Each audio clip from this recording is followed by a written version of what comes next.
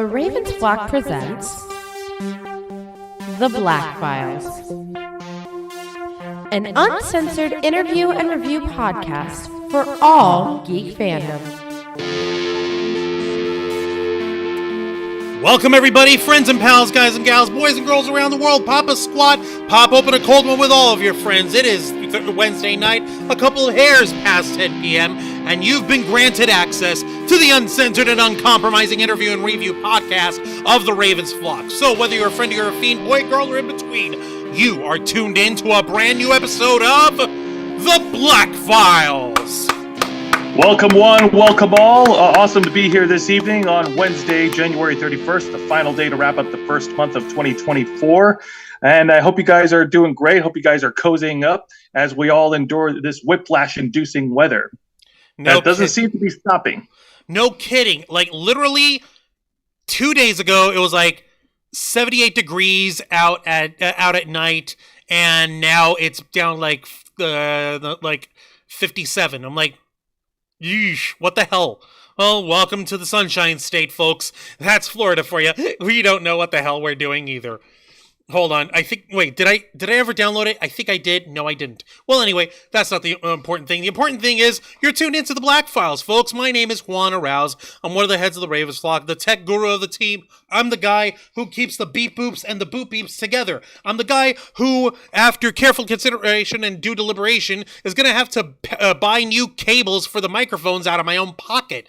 And, yeah, sorry, Jose. That's how I meant to bring that up to you earlier tonight, but this is what I've realized what the situation is with our microphones, why it keeps cutting out, and why we keep getting weird AM radio stuff. It's the cables. I've got to replace them all, and I hate being broke like that. It's okay. Look, hey, listen. This is something that we're going to tackle together, and I have every confidence in your decision making when it comes to equipment.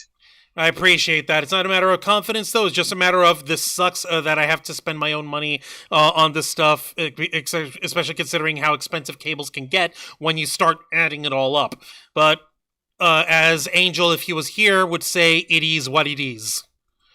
And, of course, speaking of which, unfortunately, Angel and neither xeiana nor Dragon Fang could join us tonight, namely because Angel is tired beyond the capacity for cognizant thought, and xeiana and Dragon Fang cosplay are both understandably exempt from this topic on account of it having been gross beyond all get out when we brought it up Saturday night.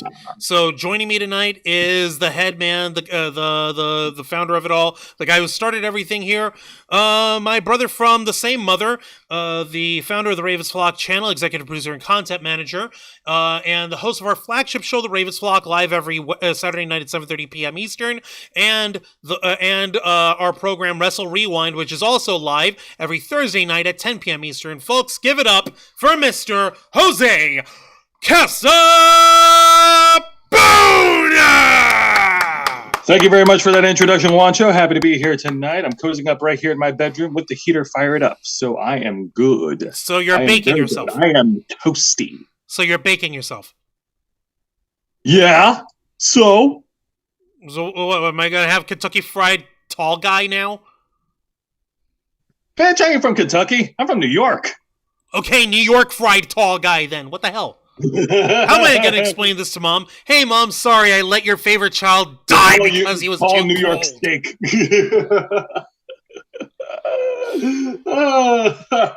Meat jokes. Meat jokes for days. Well, oh, boy. Yeah, maybe we could chop you up and sell you a Slim Jims or something. I don't know. Who knows? Yeah. All right. And much like all our other shows on this channel, we are simulcasting on both YouTube and Kick.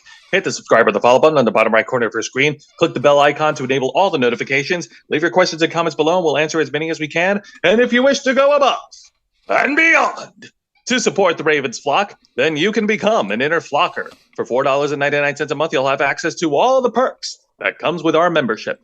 Juan, tell them. Well, for all the inner flockers we've got in our chat, and I know we have plenty, go ahead and show off those lovely membership badges and custom emojis that you have access to, letting everybody know that you are stepping up to help save the Ravens flock from the clutches of late-stage capitalism by by helping us become full-time YouTubers, by helping us to reach those levels that we need to in order to shed away the regular 9-to-5 jobs and actually be able to do this full-time, which it will actually combine our passion of being able to speak truth to power with our passion of not being homeless.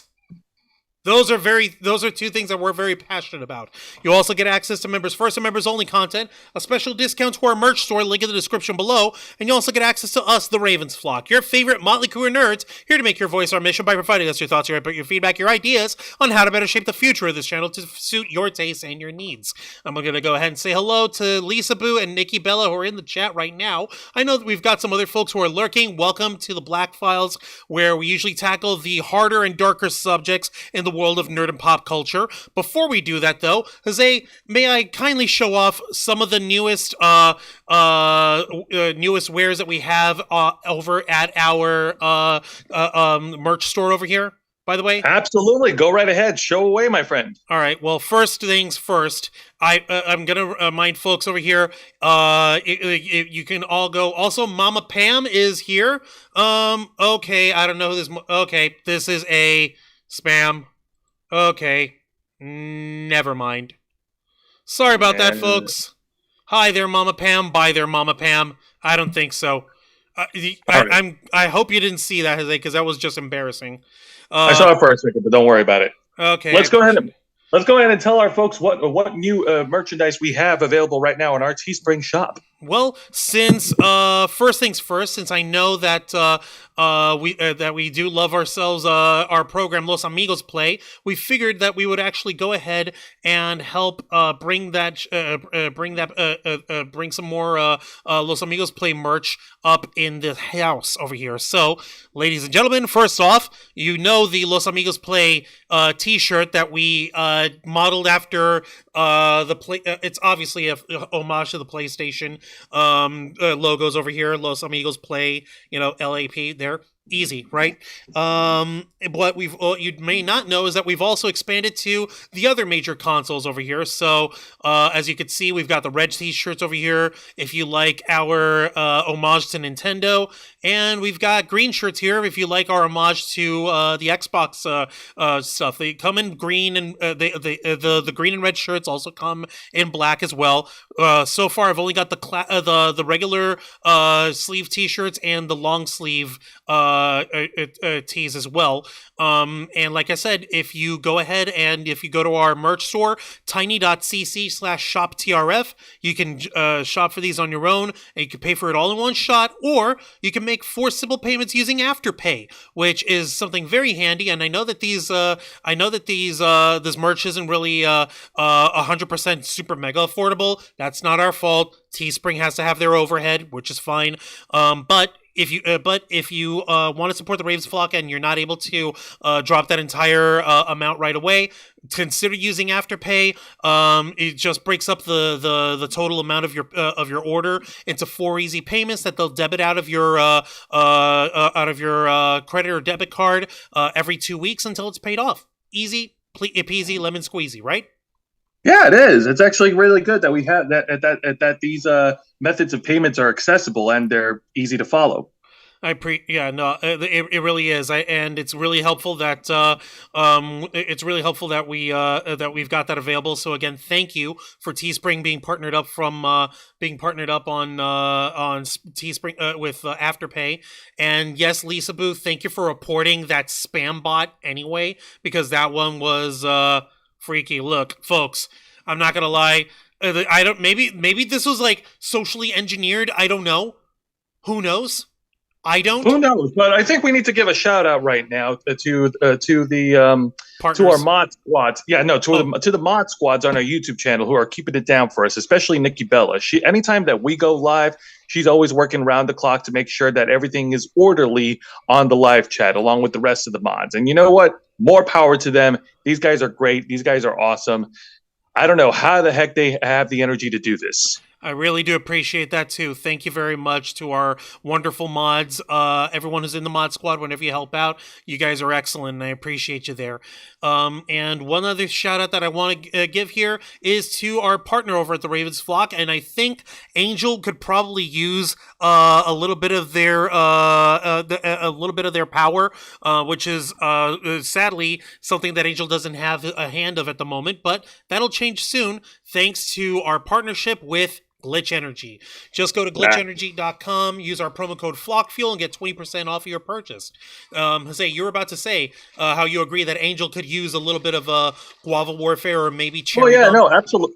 Absolutely, folks, please understand, and I'm going to be generalizing this, and I've said this many times. Even though this channel is partnered with Glitch Energy, the message that we give to you people comes directly from the heart when we say that the 9-to-5 jobs that me, Angel Mendez, and Juan Arauz, and everyone else on this channel that we go through is absolutely draining to our bodies, physically and mentally. And sometimes we need something to get us going throughout the rest of the day when we're off the clock. Something to keep us energized, something to keep us revitalized, without all the uncomfortable side effects that comes with it. We're talking like zero and being overbloated with a bunch of carbonated other nonsense. Yeah, I was going to lead to that. I was going to say yes. That's right. 0 carbohydrates, 0 calories, 0 sugars, and 0 crash. Yep, and that's one of the reasons why we love this partnership we've got with Glitch Energy. And again, if you go to glitchenergy.com, use our promo code FlockFuel, you get 20% off your total purchase with them. And they don't just do energy blends, they also do hydration blends like what Jose and Angel have got, the Glitch Revive. And they also do, they also have specialized nutritional supplements. So ranging from anything from nootropics to help you with your concentration and clarity of mind, to immune boosting with their Glitch Shield, and Blue Scope that actually specifically helps with the health in your eye in order to resist the effects of blue light waves over in your eyeballs from staring at TV and phone screens all the time. So again, we appreciate you guys. Check out glitchenergy.com. Use our promo code FlockFuel. Get 20% off your purchase. Thank you again to Glitch for partnering with the Ravens Flock. I think we got that taken care of over here. Would you say, Jose? I think so too. And you know what? Before we get into this, we should preface it by saying that, like, folks, between Saturday and tonight, we're not going to lie. As far as nerd news to talk about for the Theblackfiles, like, the well has been tapped. Like, we are trying to find something to discuss about tonight with all of you. And yes, I know what we're going to talk about is basically a continuation of what we discussed on Saturday night. But you know what? I've said this many times every Saturday when we close the show, whether it's a slow week, a busy week, or even a dead week, in this case, well, so far, there's always something to talk about, right? Right, exactly. We've got we just like whenever we try to get ourselves squared off with something here in terms of the world of nerd and pop culture, we try to keep stories fresh, keep going with what else is new, what other information we believe our audience would be interested in or would like to have a discussion about. We rarely go in and continue with stories that we've already touched on the Ravens Flock or on prior episodes of the Theblackfiles, unless it's an ongoing, like, big time issue, and even then we try to, like, okay, what else is really new, and we give it a couple of weeks or sometimes months at a time in order for it to breathe and see what other developments come up. But that being said, it doesn't look like we have too much that we were able to dig up this week. I was gonna originally talk about whether or not if Taylor Swift really is like a deep state conspiracy theories freaking asset to the U.S. government in order to help defeat Donald Trump, like that stuff. But I had a discussion with Kstorm on that, and she literally went like, "Look, you don't want to give a conspiracy theory more oxygen than it already has. Just like you're better off doing a follow up on this one." And I'm like,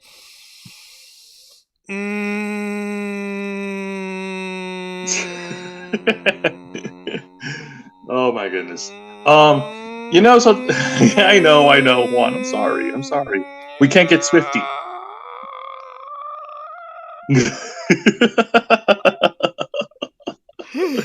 Ah, Juan, take a drink. I'm gonna take a drink. So yes, and you know what? While Juan taking a drink, Juancho, I think before we get into the subject, since this is a continuation, I think we need to give an obligatory warning. Our obligatory disclaimer: you believe it's warranted here? Since it's a continuation of the story from Saturday, I say yes. All right. Well, I suppose you're right over here. God, I still can't believe we got we got to do this. Not in any bad way, but like that we're talking about this story. Okay, folks. As they said, we are going to be providing ourselves an obligatory disclaimer. We are going to be discussing the latest fallout regarding the resignation of Vince McMahon, the former executive chairman of World Wrestling Entertainment and member of the board of directors at TKO Holdings Group, which is the parent company of both World Wrestling Entertainment and Ultimate Fighting Championship. If you're familiar with the story or have seen our episode from this past Saturday night's edition of the Ravens Flock, you'll know that this was amidst serious allegations of a sexual nature, and they're not just allegations. There's a lawsuit. It's going in, and we're going to have to discuss this stuff. There is going to be charged language. There is going to be discussions regarding some of the heinous sexual deeds that Vince McMahon was alleged to have done in this according to the lawsuit. We can't shy away from it. I'm sorry. I don't have a choice. It's very sensitive issues. It involves the unwanted sexual coercion from one person to another against another, and also other horrible shit that someone's done. And I have to say allegedly, because like even though we're like motherfucker did it, but like we have to remain innocent until proven guilty. And so if this is a sensitive subject to you, please turn away. We'll see you another time. Otherwise, enjoy the circus. Oh, God. I really have to! Motherfucker shot on a woman's head! This fucking let's not disgusting. say that! Jesus! No, I have to say that because he did that! Alright? Jesus jumped up Christ. I'm not gonna fucking pussyfoot around with this thing. I have to say this stuff no matter how badly I hate it. And I really fucking hate it, man. Oh, you're right, Vicky Bella. Vince McMahon's a very disgusting sick man. Ugh. All right, so just to give a bit of a recap. So, all of last week, WWE was riding high on a lot of good news. All right, it was reported earlier this week that TKO Holdings has made a deal for WWE Monday Night Raw to be aired on Netflix starting January 2025. That's cool, right? Right, and there was also a deal with former WWE superstar / former Adam, who was possibly black, former Scorpion King, who was only in the first Scorpion King movie and nothing else. There is no other Scorpion King movie. All the others are lies. Rock the Dwayne Johnson joining the board of TKO Holdings Group and becoming an executive in the board of directors for TKO Holdings. Yeah, like this is fun. This is nice. This is nice news. This is fun news. Yep, but. And just at the last minute, like seriously, this news broke Thursday Friday afternoon. Is Thursday afternoon. Yeah, Thursday afternoon, literally 2 days before the WWE Royal Rumble. It was announced that Vince McMahon, that there's another lawsuit that was filed against Vince McMahon, and this news broke out of the Wall Street Journal, the same Wall Street Journal that broke the first news of Vince McMahon's hush money scandal back in the summer of 2022. And It was a wreck. It was such a wreck. It was such a it's a 67-page nightmare to say the least. I You think didn't actually read all 67 pages, did you? I was still skimming through them all, and I wish I hadn't. I really wish I hadn't. Why am I still showing that? I'm not showing y'all my search history. What's wrong with you? Oh my god. Okay, because I was actually in the middle of pulling up the stuff, so please excuse me here. All right, so yay. Stop that. Oh lord. So yeah, this There it lawsuit is. that Sorry, yeah, go no. ahead. Yeah, no, this lawsuit that was announced on Thursday afternoon, broke by the Wall Street Journal, is from one of the victims of Vince McMahon. Her name is Janelle Grant. She was a former WWE employee, and yeah, there's this, and it all goes back to a coerced relationship that she had with Vince McMahon back in 2018, 2019? Between 2019 and 2020, if I'm not mistaken, Yes. or 21 or 22. Give me a minute. Yeah, no, she started in 2019, and yeah, through January 2022. Yeah. So Like, according right to up into the end of the coming back from the pandemic, and just a few months before the general public started learning about this shit.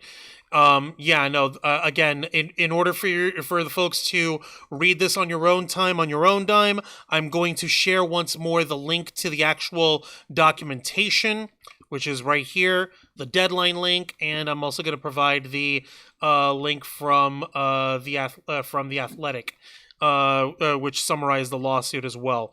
Okay, again, I'm really sorry about that, guys. I'm not the kind of person who likes having to discuss this stuff, especially considering how heinous this shit is. I can't even say shit anymore! God damn it, man! Oh no! This is incredibly a shitty subject, which casts a dark cloud over again an exciting week for the WWE. It's such bullshit, man. You know, despite the fact that this is just a black eye on Vince McMahon alone and not a black eye on the company. Yeah, but he's synonymous with World Wrestling Entertainment. There's no way around it, Jose. It's literally, I know there's no there's no separation from it. Yeah, there is nothing, Nathan, nada. Like, okay, again, I'm just gonna read through just one more time the article from The Atlantic that we had up last week. Hold on a minute. Yeah, no, from The Athletic, headline on it reads, WWE's Vince McMahon accused of sex trafficking and physical A in lawsuit by Chris Vanini. Woman is accused WWE co-founder Vince McMahon, the WWE, and former company executive John Laurinaitis of sex trafficking, emotional and physical and emotional A, sexual A, and negligence in a lawsuit obtained by The Athletic. The complaint filed in the U.S. District Court of the District of Connecticut on Thursday and first reported by the Wall Street Journal sheds more light on the investigations into McMahon's misconduct behavior and allegedly includes millions in payments to women to keep quiet about their experience with him. One of those women, Janelle Grant, is the plaintiff in this new lawsuit. Lawsuit claims Grant was introduced by a mutual friend to McMahon in the summer of 2019 amid her familial and financial trouble. McMahon offered her a job at WWE, which quickly became dependent upon a sexual relationship with McMahon.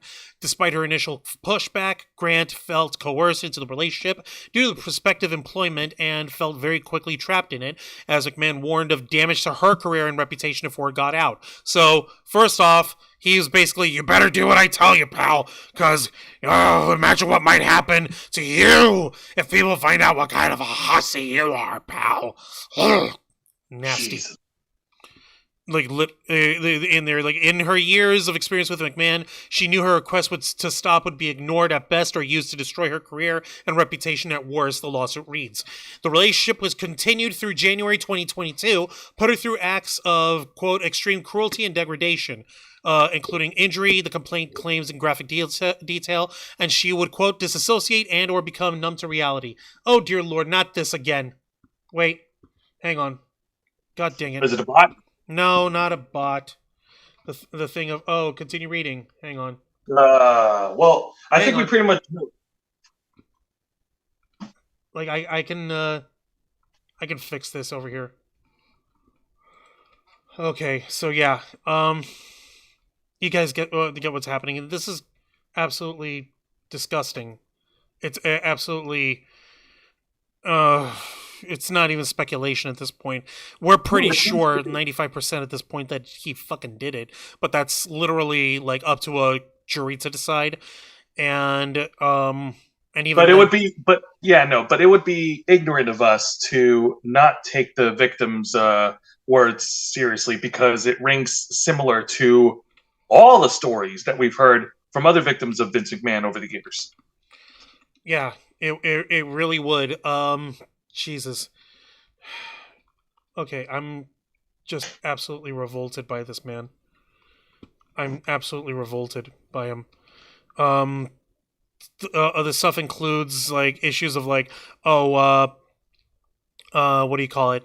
That he's been doing this. That he did this nonsense with Laurinaitis, including a session where he apparently defecated on a woman's head, on this woman's hair, and Yeah. cleaned himself off and demanded that this lady, yeah, didn't he have other charges a few years ago?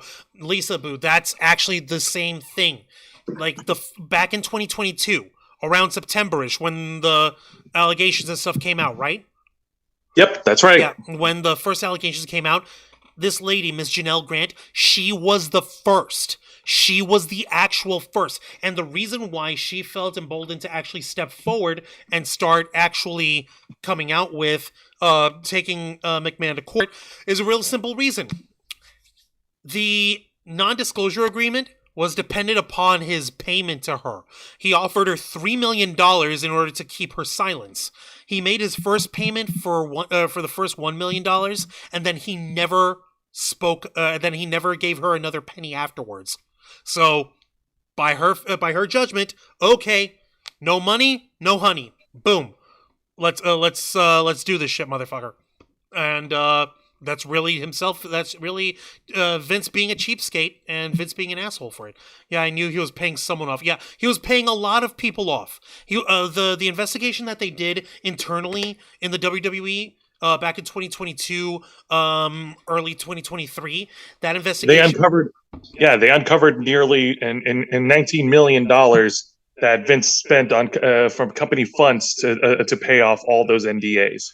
Exactly. It was $19 million approximately, and it was a freaking nightmare. Okay, you sent me something real important over here, Jose. I sent you something really important, but like that can hold up because I want you to get to the other articles first. But that one is pretty big. Right. No, I got you, Jose.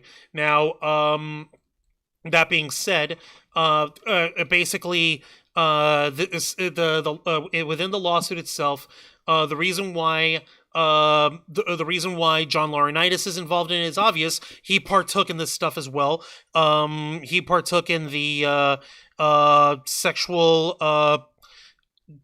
the misusage of Miss Grant, the sexual deviancy against her. Which, for the record, I'm gonna tell you guys right now, I'm not the kind of person to kink shame people, but that's within consent. That's within reason, and that's within expressed permission in relationships and shit. What Vince McMahon does is he doesn't care about consent. He doesn't care about actually getting permission. His figuring is, I'm paying you, you're doing what I tell you. And if that means you gotta bend over and take it for me, then god damn it, that's what you're gonna do. That's his fucking idea. That's his fucking thing. His thinking is, okay, well, I'm paying you. Isn't that enough? Fucking do what I say. And it's fucking revolting. There's really no conscionable way to fucking explain oneself with that shit. So, and obviously, and the reason why World Wrestling Entertainment was brought in for this situation is because all this was happening under her employment there. All this was happening as like as a condition of her employment, and so so they're figuring is she's like WWE is responsible for it. So that's how that's how that all breaks down. Now we did we did say that there was more developments that came up recently in regards to all this. So I actually want to see how much she's actually trying to take him for, because Nikki Bella is asking like, oh, I really hope that That's a good question, because I don't think we ever talked about a dollar amount in the lawsuit on Saturday, did we? No, we didn't. Let me take a look over here. I'm actually going through the document itself to see if I can find it. Oh, God. Okay, let me see here. Count.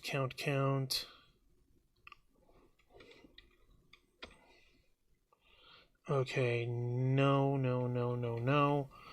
And so I'm usually these kind of things are in the non-party officers, employees. Let me see here. No, factual allegations. No, ranges. Yeah, okay. Reputation. No. Damn. Coercive control tactics, sexualize and dehumanize Ms. Grant. No. Let's see here. McMahon tightens his grip on Ms. Grant and discredits her doctor, replacing him with one of McMahon's choosing. No. Let me see here. Oh, fuck. Okay. Let me see here. No, that's not it. Okay, so usually whenever you have something like that, there's like a thing in the end, like saying prayer for relief or in the amount or something like that. Give me a minute. I'm actually double checking. No, you're fine. You're fine. If we don't end up finding it, that's okay. Yeah, because if there isn't any actual dollar amount on here, then I don't blame them. Let's see. Okay, count 4, participation in venture in violation of TVPA against WWE. Let me see here. All right, and this is on page 59. No. Negligence against WWE, count 5. Count 6, 7, 8, count 9. No, it doesn't say. Okay, let's see here. Yeah, as described herein. All right, yeah, no, it's not gonna. It doesn't say any a dollar amount over here. But as I'm reading this over here, the ending, as described herein, plaintiff's emotional distress is severe, long-lasting, and permanent. In that, for example, she has needed inpatient and outpatient care for her following her separation from WWE, and that she continues to be impacted with distress and resulting adverse consequences and diminishing quality of life to her day-to-day life. 337. WWE is vicariously liable for the acts of Laurinaitis as described above, wherefore plaintiff respectfully requests a declaratory judgment that the NDA is void and unenforceable and does not bar any of the plaintiff's claims against defendants McMahon and WWE. B, judgment for compensatory damages, reasonable attorney fees, costs, and punitive damages against defendants pursuant of Section 8 of the U.S. Code, subsection 1595, and other applicable laws, and C, such other further relief as the court deems just and proper. So this is asking for the payment and for the nullification of the NDA, but it doesn't state how much. And there's her loss of law firm. Okay. Well, you know what? Honestly, that's fine, because we can go ahead and move on from there, because I believe it was like the day after the lawsuit broke out. Friday is when Vince McMahon has announced that he has resigned from his position in the WWE and from TKO Holdings altogether. And it was Friday night, and that was following the fact that he got basically. We can assume as much, like A and B, but putting it simply, he was basically told, listen, you need to get the hell out in order to save the ass of the company, namely because of the fact that Slim Jim pulled their sponsorship from us the night before our Royal Rumble pay-per-view event. And that's on you, Vince. That's your fucking fault. How fucking dare you? Like, if you're gonna deal with this shit, you're dealing with this shit on your own as much as possible, but we'll cover our ass and you're covering your own kind of thing. So first things first, you're gonna do what's right for the company and you're gonna resign. And so he did. So I'm not gonna fucking read his resignation thing again unless we want to do that. Because No. Let's not read it. All we're going to say is like, yeah, he pretty much said what you would expect from a guy from Vince McMahon to pretty much deny these allegations and that he's going to vigorously defend it and that he's resigned from his position. I mean, come on, man. Even Ray Charles can see that this guy's a freaking liability to TKO Holdings. Ow. God dang, seriously? All right, I need a minute over here. Give me a second. I'll be right back. No. By all means, I'll keep this guys talking. Now, man. And yeah, Vince McMahon resigning from WWE and TKO Holdings. Like, at first, when we first heard about the news, we thought, well, personally, I thought that this isn't going to stick because, yeah, he stepped down in 2022, but then he forced his way back into the company. I don't think that's going to happen this time around because, it's a different company. TKO Holdings is run by different board members, and they will do they will make decisions for the betterment of the company and for the betterment of all parties involved. And if that means getting rid of Vince's old ass, then so be it. Yeah, no. And like I said, this is a dark cloud that overshadows an amazing week because following Vince McMahon's resignation, the WWE just held one of their annual marquee pay-per-view events, the WWE Royal Rumble, on Saturday, January 27th in St. Petersburg, Florida. Mm-hmm. Sorry, I was serving myself a little bit more of your birthday cake. I'm still No, you're fine. You're okay. Okay. You're okay. And Don't worry about it. The reason why Vince McMahon's definitely not coming back this time is simple. He's not in control anymore. Last year, in 2023, when he returned, he bullied himself into a return position because the way the stock was set up for WWE meant that even though he was not a majority shareholder, he was not the one who held the most actual stock of WWE, he had the stocks that matter, which accounted towards executive voting power. That was the stock that he had.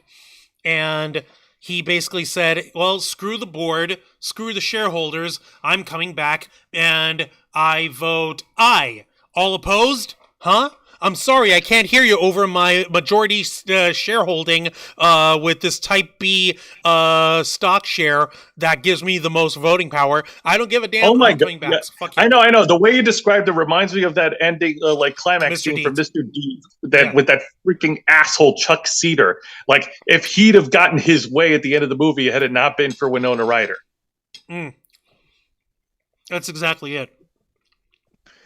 Now, that being said, there are some new developments that came up, and obviously we've got folks who are going to be speculating left, right, and center over how these dominoes are all going to fall.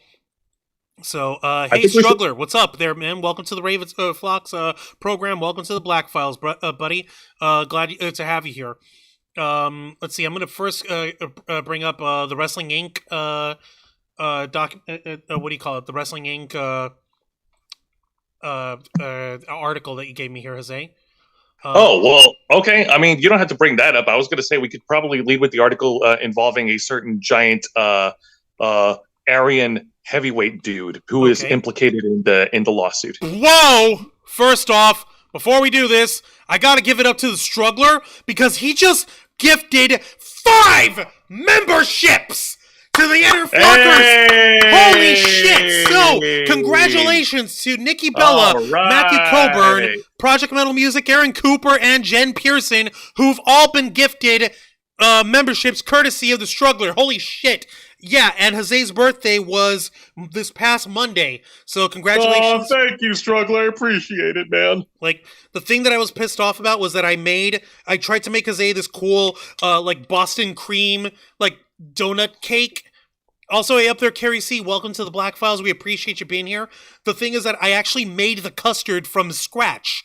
And I actually, it's just a pair of yellow cakes with chocolate frosting, and in the middle, in between them, is where I was laying the custard. But the problem is, I had to keep them in the cake in the fridge overnight in order to keep the custard from going bad. And lo and freaking hold, the cake absorbed all the custard like a sponge. Lol. So It's all good, man. No worries. But yes, let's start with the article with a certain heavyweight champion that might be implicated in the lawsuit. Okay. So we're bringing on the pain, are we? Yes, we are, because according to the lawsuit from Janelle Grant, I can't remember word for word, but Janelle Grant was also used as a negotiating tool, and I'm trying to say that, and that's an understatement, I know, to get a former WWE World Champion to re-sign with the company, and this person is also a former UFC Heavyweight Champion, and anyone who follows wrestling can easily put two and two together. And this article comes in from, if I'm not mistaken, SI.com. That's Sports Illustrated.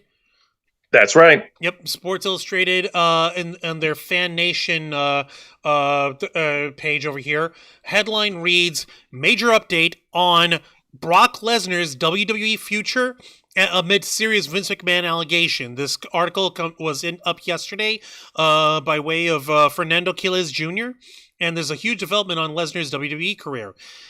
Brock Lesnar has been marred by controversy recently following a bombshell report in his time in WWE has been impacted. Former executive chairman of TKO Group Holdings, Vince McMahon, has found himself out of WWE following a lawsuit filed by former company employee Janelle Grant. McMahon and former WWE head of talent relations John Laurinaitis are accused of sexually A-ing Grant. The lawsuit also alleges that McMahon shared explicit photos of Grant and a video of her going number one to an unnamed wrestler who requested it. The Wall Street Journal reported that the talent in question was Brock Lesnar. Oh my God. Okay, let's see here. As a result of the report and allegations, Brock Lesnar was reportedly removed from the Royal Rumble event this past weekend. Now, Fightful Select is reporting that it may be quite some time before wrestling fans see Brock Lesnar back in the ring again. If that report holds true, which is very likely given the circumstances, don't expect him to return to the UFC.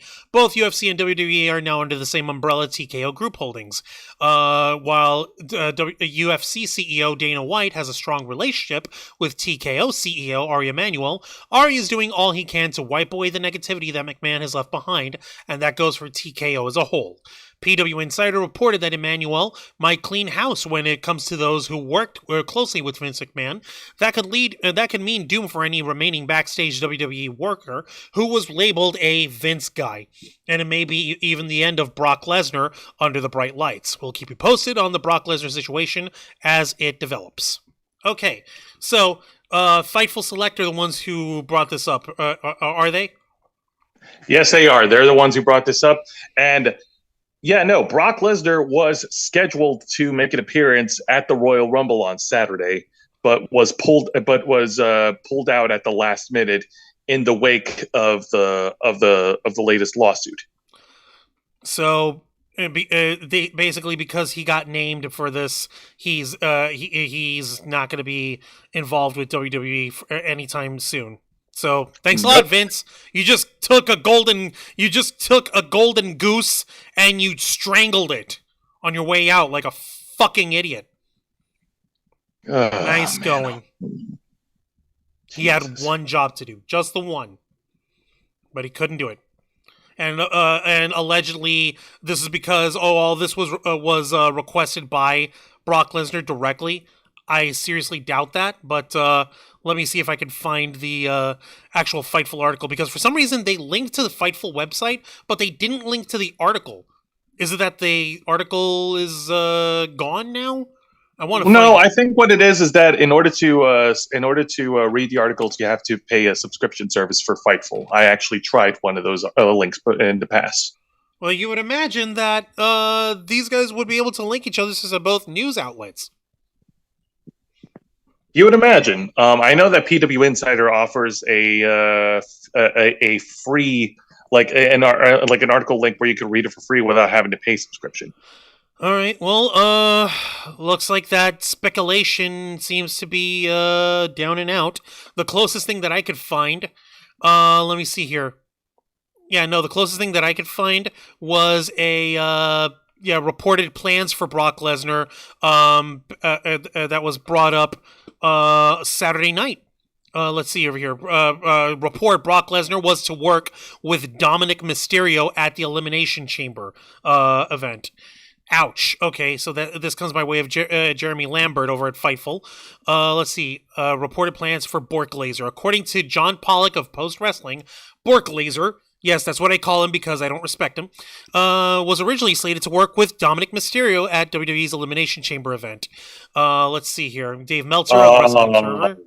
Yeah, of Wrestling Observer reports that Braun Breaker got Lesnar's spot in the Royal Rumble. Breaker had 4 eliminations, but it was eliminated by Dominic. Lesnar was never advertised for the Royal Rumble, but he was reportedly set to return at the television at the event. On Thursday, a lawsuit, we know that part. Yeah.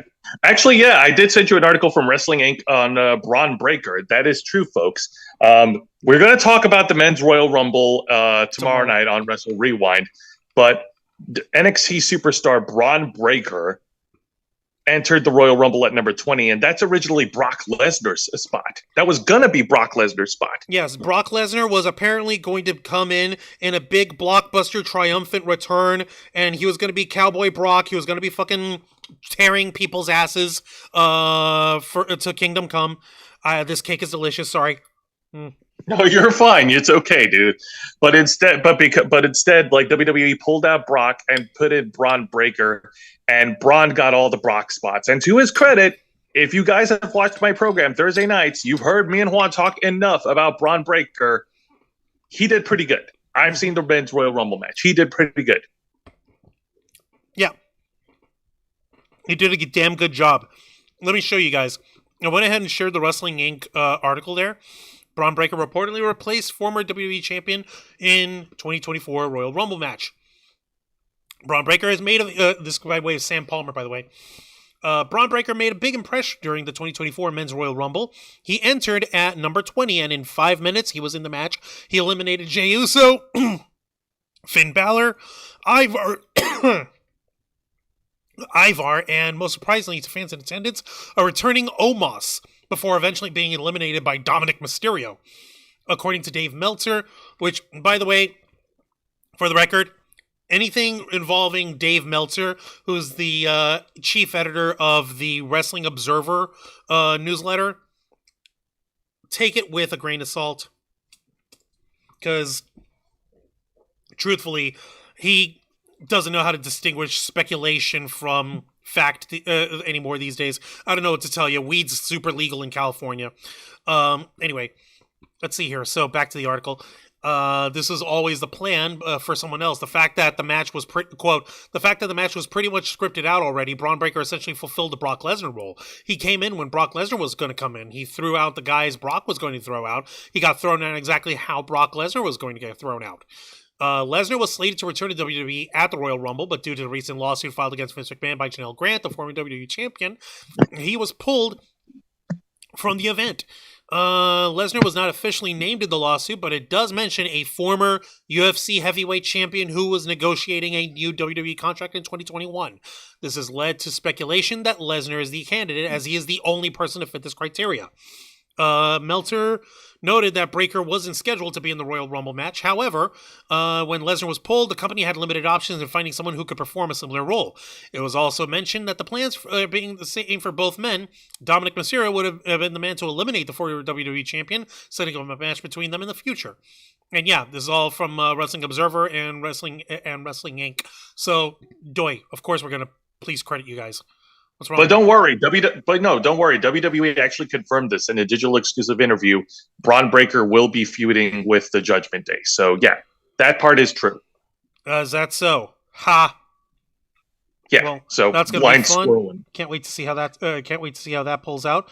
If this is how they're going to bring Braun Breaker up to the main roster, then that's a heck of a way to go. Trying to take as much of a positive out of a negative. Yeah, I know. But that being said, what the fuck, Brock Lesnar? Jesus. Because if he was seriously requesting these videos or whatever from this from about this lady, then come on, you nasty ass. What the hell? Yeah, no, it's crazy because, man, I just like we've talked about this privately, Juan. We'd expect this shit from Vince McMahon because with Vince McMahon, bro, that guy's got a record like fucking for years. We could see that shit coming from a mile away. I never would have expected it from Brock Lesnar. Really? How are we so sure about that? Because, okay, up until now, okay, say for one incident, but that was an isolated incident. What If you incident want was to that? Okay, this was back in 2002 where Brock Lesnar, he was in his infancy, like he was in his rookie year, and he was pretty much he in the locker room. He invited a WWE diva over, and he pretty much showed his dick off, and she didn't appreciate that. That was 2002. That was back in his rookie year. Mm-hmm. Because it happening 21 years ago makes it better. I never said that. I know, but I'm saying like that doesn't make it that doesn't make it better. That doesn't make it any more excusable. So yeah, it may not be as much of a pattern as Vince McMahon stuff, but if he's doing gross shit like that to women, then what the hell? This was before we could send dick pics to each other over the phone, over smartphones or anything. You know, no, he was like, nope, genuine article. Check out this dick. Jesus, nasty, dude. There's unsolicited dick pics, and then there's this. But then again, that was 21 years ago. We couldn't send dick pics to each other that quickly. I digress. Point is, Brock Lesnar, he's no saint. All right. And if I'm not mistaken, wasn't there some sort of issue that led to him divorcing his first wife? Not that I know of. I know that his current wife, former WWE diva Sable, she actually had filed a lawsuit against the WWE. I think it may have been linked to like mistreatment on her end. I'm not entirely sure. Rena Lesnar. Man, it's so weird calling her that. No, I know, right? Let me just check over here. I might be able to find out why Brock had actually they split up from his first spouse. Okay, okay. So I see. Yeah, there's he has 4 children. Let me see here. Just shows spouse Rena Lesnar. That would be Sable. Let me check in personal life. Because it'll show something, because I'm pretty certain there was some sort of issue. Other media, legal issues, personal life. Rena Greek, Jesus. Okay. So former fiance. Okay, so he never got married with the other lady. Okay, former fiance. And that's where he had his twin children. Okay, that's fine. That's perfectly okay. You know what? If there's let's see here, personal matter.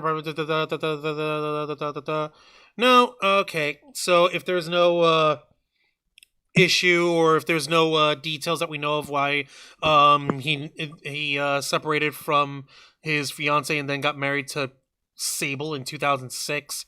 Okay, homeboy, he got it straightened out back then. Jesus Christ. Yeah. 2006, that would have made Sable, because right now Sable's 56. That would have made her, let's see here, 16. Okay, so wow. And then like 38, whereas opposed to Brock Lesnar, he's what, 10 years younger than her? I would say yes. Yeah, 28. Jeez. All right. Damn, son. No, they're all adults. You know what? Fucking whatever. That's not even the point. I'm not gonna knock anyone over that, but what I am gonna do is I'm gonna get weirded out. Also, Moondragon's up in the chat. Hey, up there, Moondragon. Welcome to the Theblackfiles. We appreciate you here. And you said hello. It's me from Hallmat, dude. We remember you. Thank you very much for joining us. Hey, Moondragon. Thank you for joining us tonight. Yeah. You are awesome. Yeah. All right. Well, you know what? Welcome to the Theblackfiles.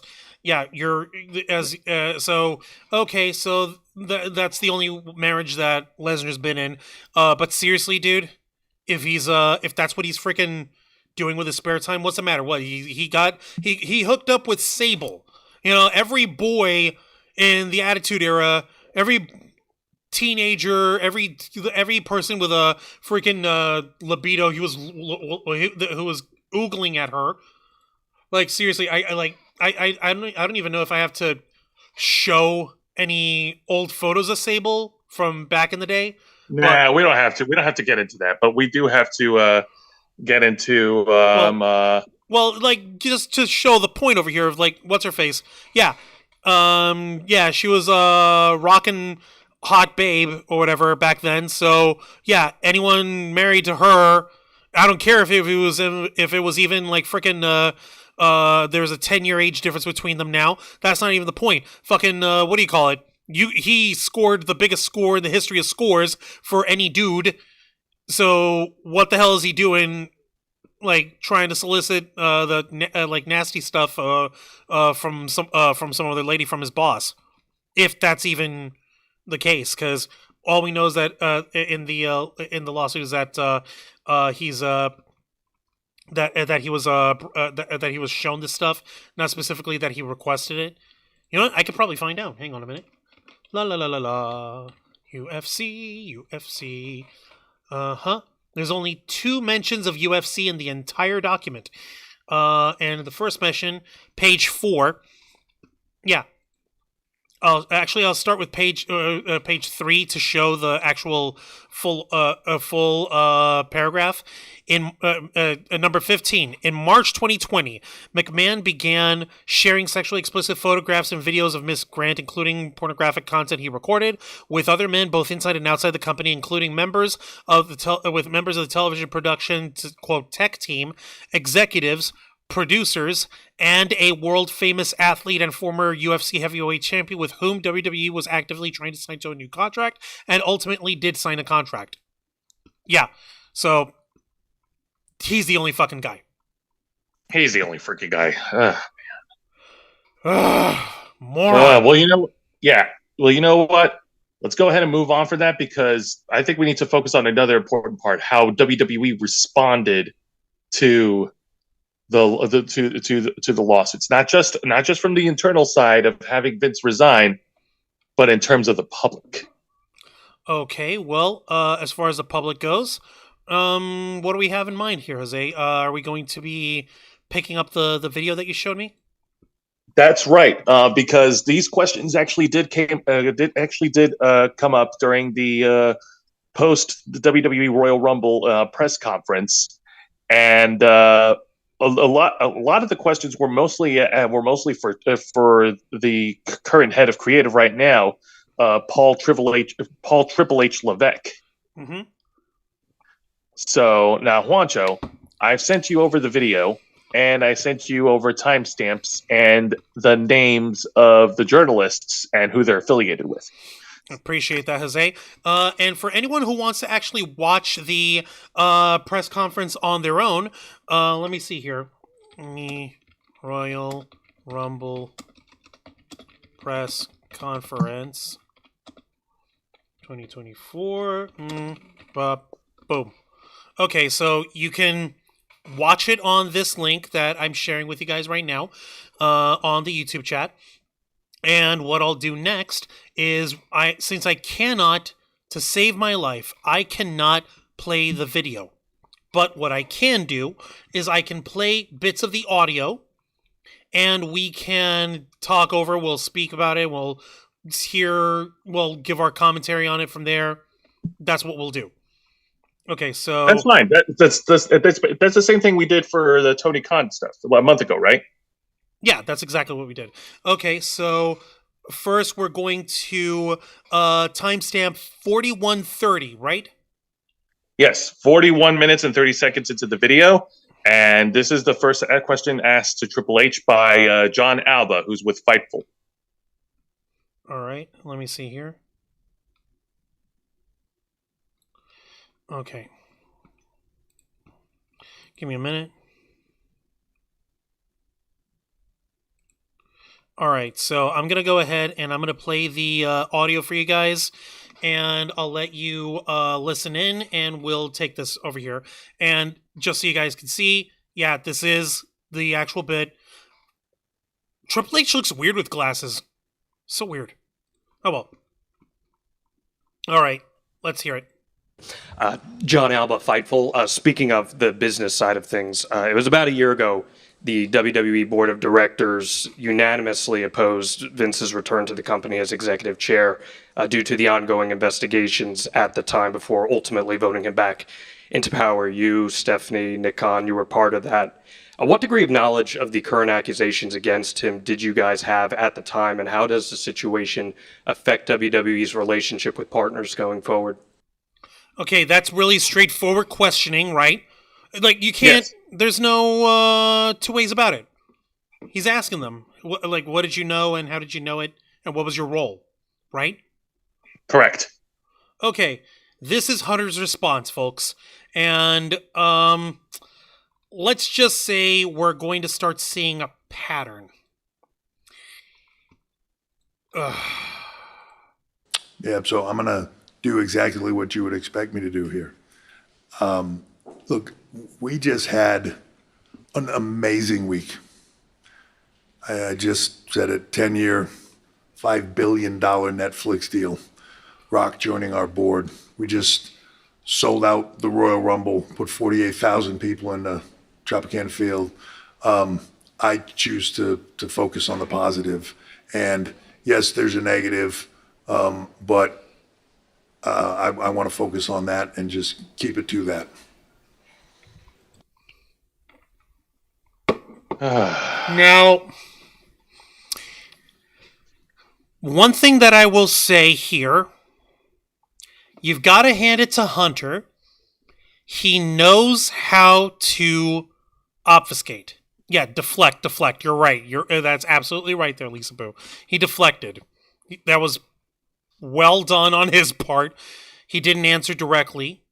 He basically said, "I don't want to focus on the negative. I just want to focus on the positive." So that was the first one. Next, we're gonna check timestamp 42:35. Oh, that's the very next. Right. That's the very next thing. Okay, that's helpful. Yep, from Cameron Hawkins, who's reporting from The Ringer. All right, here we go. All the way in the back. Hi there, Hunter. Cameron Hawkins from The Ringer. Just a question that was asked earlier to Cody. I wanted to get your thoughts on it. Just what's being put in place just to make sure that employees feel safe, they don't feel like they're taken advantage of. Just what is being done to make sure that people in positions of power can't take advantage of employees under them? Okay, so just to put context there, Cody Rhodes and Bayley, since, spoiler alerts, they were the winners of the 2024 men's and women's Royal Rumble matches, respectively. They came out first. They got to do some Q&As with some of the folks, and one person asked Cody about this specific question, and we're going to see that Cody actually had a much different answer than what Hunter gives here in a moment. But I'm going to let you guys hear what Triple H says here as his answer. I'll give you the most generalized answer that I can. Everything possible. Yeah, it's that is a very important thing to us, a very important topic to us. It's as simple as everything possible.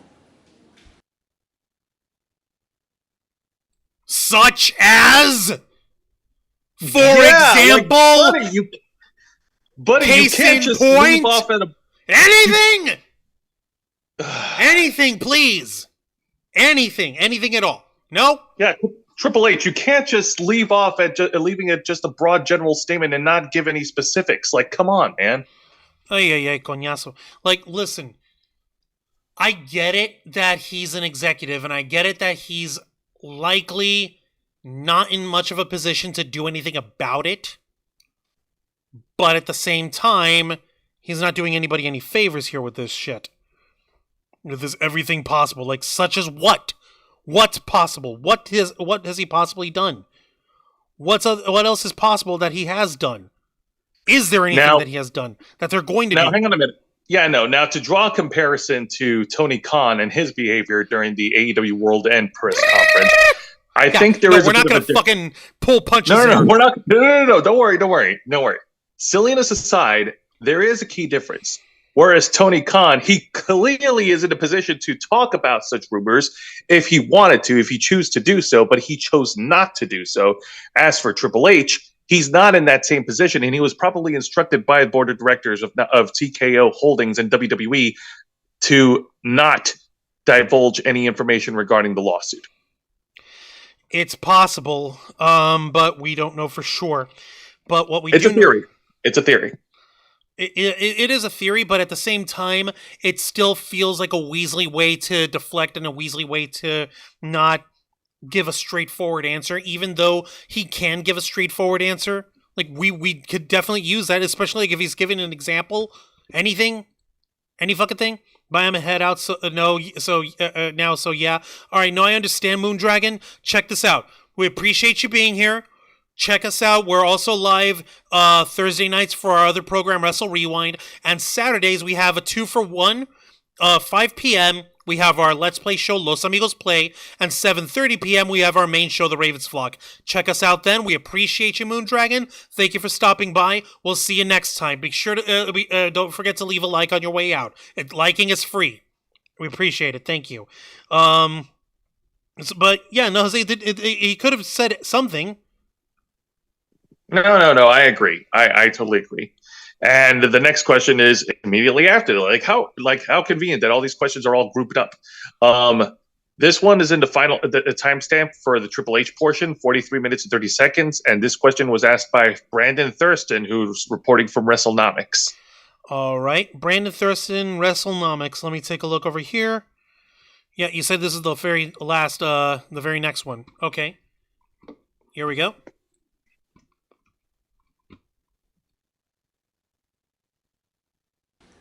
Our final question will head to the right-hand corner. Hi, Brandon Thurston from WrestleNomics. I was wondering. Sorry, I know you have a microphone, but they are moving a bunch of stuff, and it's really hard for me to just a little bit louder, please. Brandon Thurston from WrestleNomics. Yes. Did you read the lawsuit that came out this week? And if you did, what was your reaction to it? I did not. I think Cody mentioned it, that we all found out in real time when you were. And that's the truth. I'll go back to what I said before. This is an amazing week for us. And I just, at this point, I don't even want to get bogged down in the negatives of it. I just want to focus on the positives and where we're going. And we're at the most exciting time of the year for us. We're at the most exciting point, to me, business-wise, I think, that we've ever had. I think Cody might have said I don't exactly remember how he said it, but the best positioning of this company since the Attitude Era. Yeah, I'm gonna stop it right there. Okay, because we get it. He's claiming he hasn't read the 67-page document. He's claiming he hasn't seen it. And he's saying he doesn't want to focus on the negative. He wants to focus on the positive for the week. Okay, fine. Well done. You graduated from corporate speak school. Nicely done. A+. What the fuck, Connor? What the fuck, Mr. Levesque? Dude. Okay. I find it, on the one hand, it's plausible that he didn't read it. Because this all happened in very quick succession. Remember, the lawsuit came out Thursday afternoon. Vince McMahon's resignation came in Friday evening. This was happening at midnight, roughly, like 11 p.m. midnight, Eastern time. this Yes. press conference, which means it's very likely, it's possible, but it's likely that he might not have actually had the chance to read it because Hunter is actually in there, because Triple H is actually In the trenches preparing for the Royal Rumble. Yeah, exactly. Because the night before, you have Friday Night SmackDown, which was also held there at the Tropicana Field, which was a nice little, as you like to call it, an amuse-bouche, a sneak preview for what to expect for the Royal Rumble match, for the Royal Rumble pay-per-view. And the venue of Tropicana Field being as gigantic as it is, you can make that assumption safely, but it also smells of bullshit. It smells of like, okay, yeah, no, that's a fucking lie. That's a dirty fucking butt lie. But we're not sure of that for certain. Yeah, no, but for him to use that same answer at the end, like just only focusing on the positive, like, dude, this is big. This is your father-in-law, man. I don't know. I do not know. It's possible to.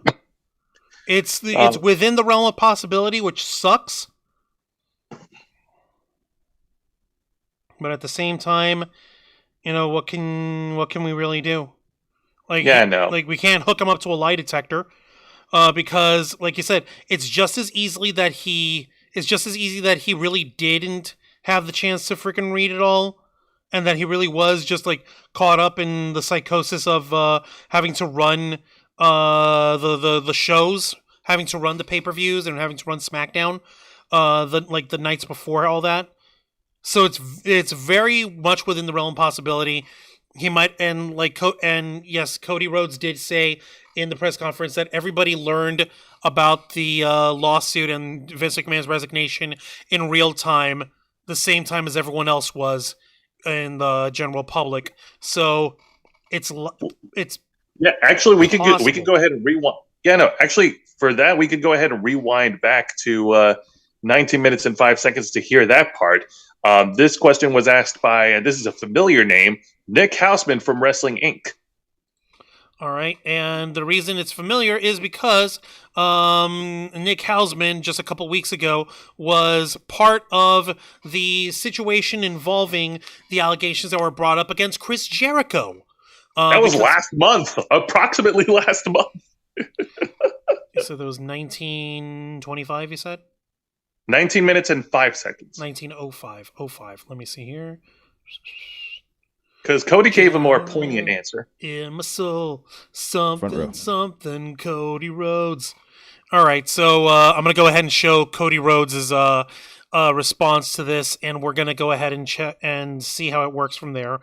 This is the difference between Cody's ability to answer and Triple H's ability to answer. So I want you guys to take this in, give it the due consideration, all right? Yeah. Hi, Cody. Nick Hausman, House of Wrestling. Well, you always introduce yourself like I don't know you. I'm not. It's not for us, right? It's for the overall. I got it. I'm not special, Cody. Nick Hausman, everybody. Thank you, Cody. There was a real dark cloud over this weekend following the allegations against Vince McMahon. You've talked about how Vince met with you personally to bring you into the company. I just wanted to get your reaction to the report, and as someone who served as an executive within the industry, what changes do you think should be made across the board to prevent situations like this from happening again? Okay, so yeah, this is the saying, like, hey, what's the company planning to do in the future to keep this from happening again? This is the same thing that was asked to Hunter, and how Hunter basically answered everything possible.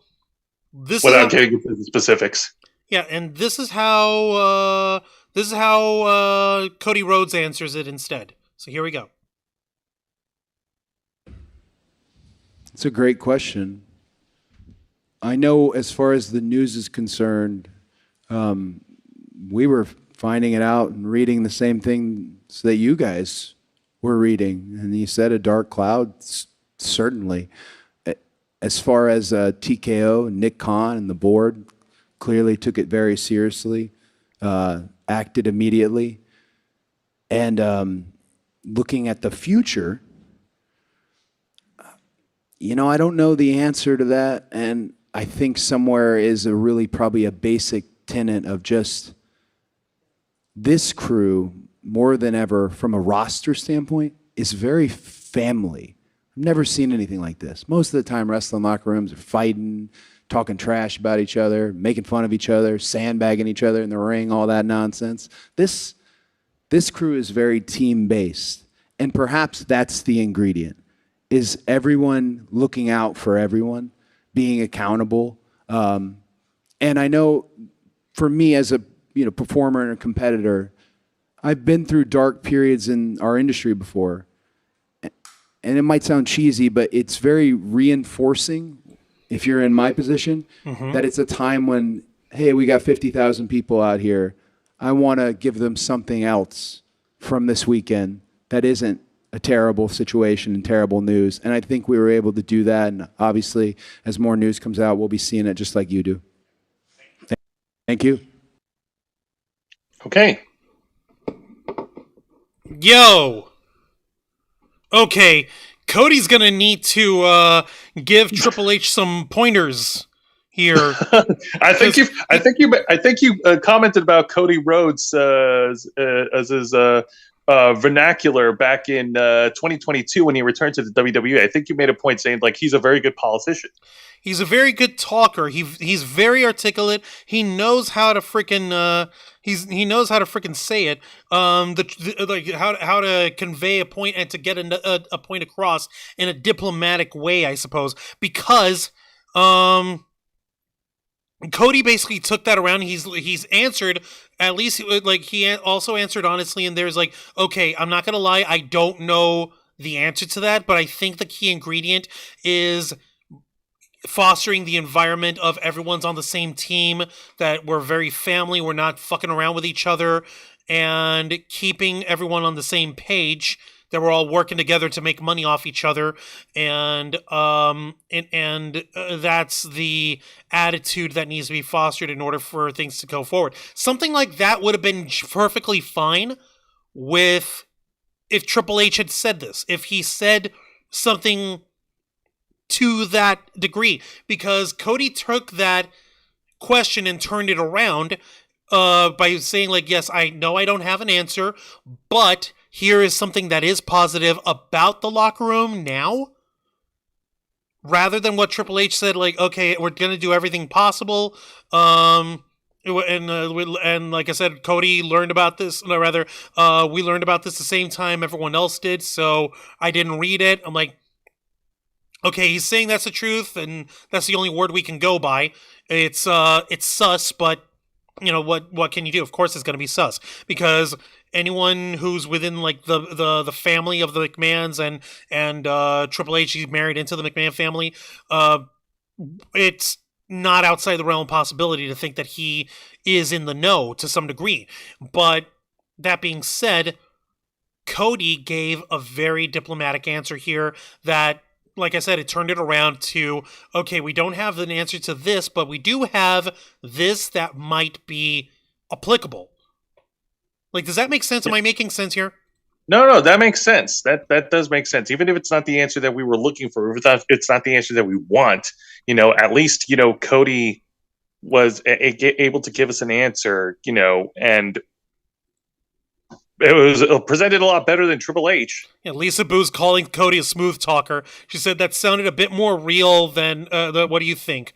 Yeah, it does sound more real, because it makes the concession of I do not know, which anyone, like, if you're like in like corporate speak, is like the biggest no or whatever, and I don't know why that's taught. Like, oh, we don't have the answer to, like, we do have the answer to everything. Like, no, you freaking don't. My bosses don't, in my straight job, don't have the answers to everything. They have to look it up. They have to concede to their boss, and their boss has to go to their boss. Blah, blah, blah, blah. It's like there's nothing wrong with saying I don't have the answer to that. But what you have to do afterwards is follow it with something that you can point to as a positive, not just about the product, not just about the programming, but a positive about the environment of the backstage with the employees, with the wrestlers, with the crew people, all those. Like, bring that up and show folks like, okay, we're not in the carny days of the 70s and 80s anymore. We're working to make ourselves money by working with each other, not against each other. Yeah, we're being competitive. And we're also holding ourselves accountable. Yeah, thank you. And, it's a matter of everyone holding themselves accountable. God damn, Cody. Holy Lord, boy. Hunter, take notes. Shit, Watcho, I think he can out-talk you. That's impossible. That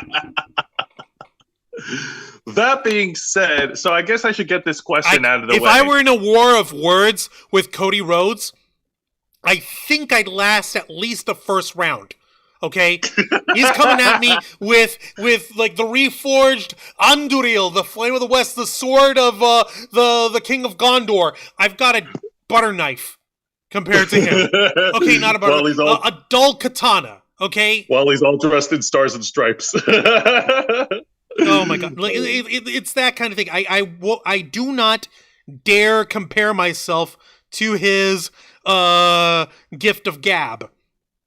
But okay. I'm not a slouch either myself. I'll say that much. I'll concede that much. I'm not a slouch, but I know I'm not nearly on his level. All right. I guess I should get this question out of the way then. Now, between how Tony Khan handled the questions back in the all-out media scrum last month and how Triple H handled the questions about the lawsuit during the Royal Rumble press conference, like, do you think that Triple H's answers were a little bit? Do you think Triple H at least handled it a little bit better than how Tony Khan did? Well, Tony Khan, or I was gonna say Triple H, he didn't show up with a fucking big poofy burqa. No, not a burqa. What's the name of those poofy hats again? I forgot. The fucking big poofy Russian hat and big oversized sunglasses, trying to answer this stuff and pointing the same way, like. Guys, we got the same. They got the same kind of fucking answer. Like, oh well, that's. I'm not going to I'm not going to put air to that. No, actually, no. That's worse. Because I don't want to answer unfounded rumors. Yeah, that's bullshit. That's worse because like Tony Khan's like, oh, I'm not going to talk about unfounded rumors because we have the best show, the best. All while looking a freaking moron. But at least Triple H, he does answer directly if he's still deflecting. Let's see over here. So, yeah, no, okay. It's a fucking, what's the fucking hat's called? Oshanka. There we go. That's the fucking name of the hat. Okay. There we go. Whatever. It's also known as a Cossack hat, but still, God Almighty. Point is, Tony Khan, he wouldn't even address the questions when they were asked directly to him, whereas Triple H, he had no choice but to answer, and his answer was still a deflection. It's like, I don't want to focus on the negative, I want to focus on the positive, which is the same element that Tony Khan brought up. The only difference is he still acknowledges that that's a negative that happened. Or that's a negative that the company's dealing with. Tony Khan doesn't even fucking acknowledge the existence of the rumor or of the possibility that Chris Jericho had done some sort of sexual advance against Kylie Ray and forced her to leave or whatever. Like and you know what? I think that's the main key difference. Triple H acknowledges that there's a problem. Tony Khan ignores the problem. There we go. Yeah, no, it's going to be you've got three different levels there of executive speak. Cody's on top of that. Hunter is close second, right up against it, and way down at the fucking bottom you've got Tony Khan, who doesn't even acknowledge that there's anything bad happening. There is no war in Ba Sing Se. No, the bullshit. No, dude, not only is there war in Bossing Say, I'm literally getting mutilated out in the middle of this war in Bossing Say, and I don't know why you're ignoring this. Someone help. Am I making sense? No, you're making plenty sense. You're making plenty sense. I mean, Jesus, man. I mean, and Cody Rhodes, he used to be an executive vice president for AEW. He used to be the face of All Elite Wrestling. He used to be the guy to help handle all these, all the press stuff and answering questions on behalf of AEW. Even a few times had to, and that, I don't want to say talk down, but like had discussions with Tony Khan, you know. But now that he's in now that Cody Rhodes is not in AEW, you know, Tony Khan, he doesn't have that benefit, and he's answering these questions, and he just comes off like all over the place. Yeah, that's because Tony Khan doesn't have someone who has at least some form of experience in in being able to communicate with people properly, because Tony Khan doesn't know how to talk to people. For Christ's sake, Tony Khan doesn't. He's more comfortable talking behind his freaking Twitter account than actually speaking to people in person. He's like a freaking keyboard warrior, is what he is. He's worse than us when it comes to being terminally online. He is actually legitimately terminally online all the goddamn time. How else do you explain his freaking behavior and how awkward he is with how he talks to people and how he handles himself in person? Whereas at least Triple H and Cody, they know they're in a business. They know that when they're speaking with people, Cody because he's a performer, and Triple H because he's a former performer. They know how to communicate. They know how to talk to an audience. They know how to convey a message. They know how to convey an expression. They know how to convey what they need to say. And in this instance, they likely what ended up happening was, listen, guys, like it's probable that Hunter spoke to both Bailey and Cody Rhodes behind the screens, behind the scene before the press conference started, and they said, listen, guys, odds are there's someone who's going to ask about the lawsuit. All right. I'm going to tell you guys right now, I haven't read it. I don't know if I think I should read it because it's so horrible. But if they ask you about it, you know, just tell them, you know, just let them know, you know, it's not for you and for you to be dealing with, and you want to like just bask in the moment of being able to enjoy the Royal Rumble win that you had, and how much of a validation that is for you. Do whatever you can to get to move away from that discussion, but you know, like just let them know, hey, this isn't really for me. This is more upper business people stuff. That's probably the discussion that he had with Cody and Bailey, because thankfully nobody asked Bailey anything about this. Thank God. That would have been so fucking awkward. It would have been awkward for her. Right? That would have been a godless nightmare, especially considering all the shit that he... Ah! I can't even say shit because... Fuck you! Fuck you, Vince McMahon. Oh my God. I can't even say the word shit in regards to this, just as a general expression, without being reminded of the monstrosity he's fucking done. And I want to fucking throw up, and he makes me sick. Don't throw up, you just had delicious cake. I know, I just had delicious cake. God almighty. Take another sip. Yeah. Well, listen, you know what? Vince McMahon resigning for the WWE, that's a first step in the right direction for the company. But we both know that a man as meticulous, as mischievous as Vince McMahon, getting away with all this controversy, all this crap for decades, he couldn't have done it alone. He'd have to have people help fan out the flames. It's possible. It is possible, and that's something that we've also forgot to bring up on Saturday night, because now we can get into that Wrestling Inc. article that I sent you last. Okay, that's the new Wrestling Inc. article that you sent. Okay. Ow. All right, I'm going to go ahead and I'm going to share that link from Wrestling Inc. for the fine folks at home to watch. Wait, actually, hang on a minute. Is there a thingy? No, there isn't a thingy. Okay, good.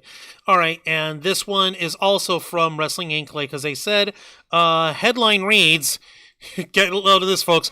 Ari Emanuel reportedly expected to, quote, eradicate anything to protect businesses like WWE. This comes by way of, this was on your birthday, this past Monday. Congratulations, Ari Emanuel. Hey! Hey! Ow. Comes by way of Max Everett. Let's see here.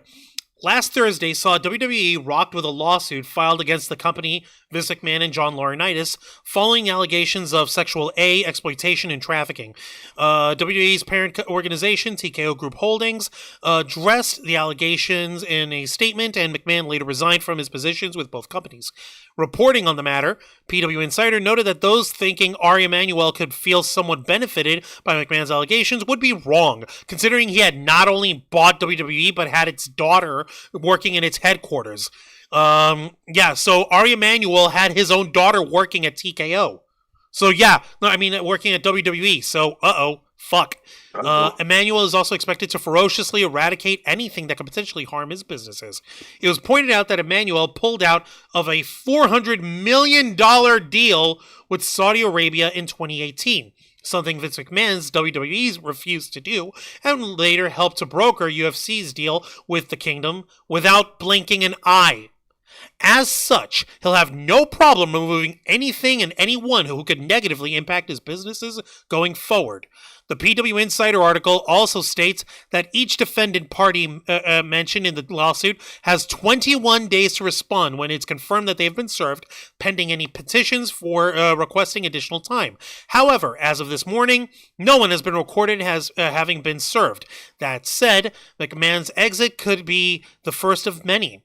As it was recently reported, Endeavor could remove employees with close ties to the ex-WWE boss. This is the first time since the 1950s that a member of the McMahon family hasn't been involved with a wrestling organization, going back to Vince McMahon's grandfather. WWE is set to be in a complete culture change after Endeavor's 2023 acquisition. And thankfully also the Wrestling Inc. article brings up this important resource. If you or anyone you know has been a victim of sexual help is available. Visit the Rape, Abuse, and Incest National Network website or contact RAIN's National Helpline at 800-656-HOPE. Again, that's 800-656-4673. I think I'm going to go ahead and I'm going to put that phone number on our chat as well here, Jose. Go for it. Yeah. Shout out to Rain. That's good people. Yeah, definitely. But yeah, Ari Emanuel, he pulled out of a $400 million deal with the Saudi Arabian government in 2018 without hesitation.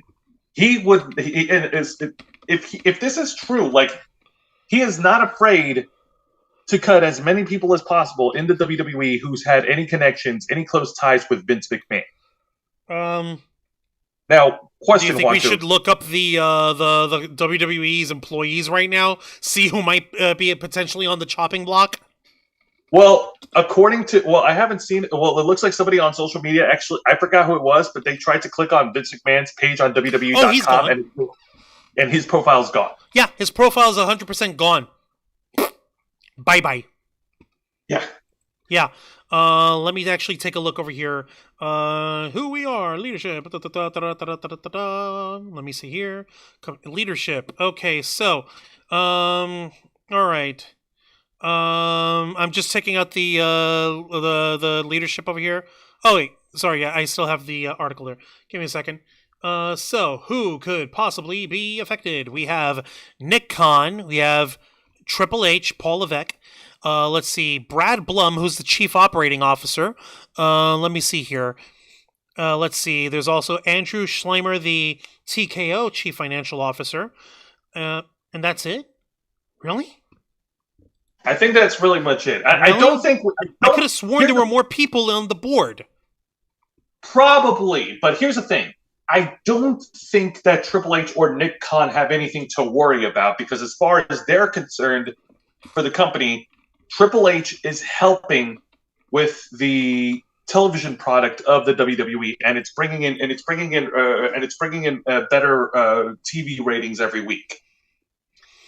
Nick Khan is responsible for all those deals that he helped close. He helped close the deal with Friday Night SmackDown to be on Fox, which yes, we know it's coming to an end.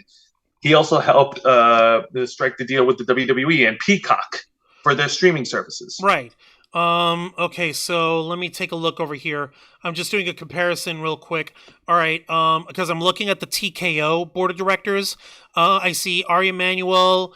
There's also who's the CEO, Mark Shapiro, President and COO, Peter C.B. Bino, Egon P. Durbin, Dwayne The Rock Johnson, Brad Keywell, Nick Khan, Stephen R. Coonan, Jonathan A. Kraft. Let me see here. Sonia E. Medina and Nancy R. Tellum and Kerry Wheeler. Okay, so yeah, only Nick Khan, as of right now, is the only direct head of WWE who's also on the TKO board. Whereas Vince McMahon, he was on the TKO board as an executive chairman. Yeah. But like I said, I don't think Nick Khan or Triple H have anything to worry about. And of course, nobody's going to touch The Rock. Who the hell is going to try and mess with Rock the Dwayne Johnson? Who? Someone tell me. Anybody? No? Anyone? No. Anyone? Anyone? No? Okay. No. But apart from those high-level positions aside, like, as far as the hierarchy goes, like, all the way down, like, yeah, no. There's going to be some deep internal investigation within the WWE staff. That's putting it lightly. And like you said, there's really no way to know for certain unless I were to look up the absolute like not just who's publicly listed as the as members of the board, but who else could be affected by this. And who else could be in as one of the resources of one of the employees for WWE, who could be like a Vince McMahon guy. I don't know who else that could be. But there is a potential issue here. Not necessarily a potential issue, but more like there is a potential wrinkle in this story that we may not have considered. And this is from the other article that you gave me over here, Jose, from Marca. This is a different website. I believe this is like a more of a sports website. Let me take a look over here. Yeah, and I appreciate that, Lisa Booth. Thank you for the emojis. Now, this article, it looks like it's more of a. It looks like this one's more of an opinion piece kind of thing. I'm not sure. Headline. Yeah, I took a look at it myself, and it is more of an opinion piece. All right, so but still, it's worth going through. Headline on it reads, from lawyer explains why Vince McMahon's case may not go to trial. Over 90% of cases settle. And this is from TBS. This is from the Toronto broadcast station. And I think this is the first time we've seen any sort of image of Janelle Grant. And I cannot believe that this lady had gone through so much. Okay, let me see here. And this came out today. And it's got to be Toronto broadcast because the dating is 31st of January instead of like January 31st. Former WWE chairman Vince McMahon faces serious allegations, but there's speculation that the case might not reach trial. Accused by former employee Janelle Grant, McMahon's future has stirred debate within the wrestling community. Lawyer Dmitry Shakhnovich has suggested as a settlement could be reached instead of going to court. Quote, so statistically speaking, well over 90 cases settle. So if you're just going by the numbers, this will probably settle, Shakhnovich told Sportskeeda's Unscripted. Quote, could the civil case could turn into a criminal one? Yes. And we don't know if that process is going anywhere at all, right? What we know now is that he hasn't been arrested. That's all we know.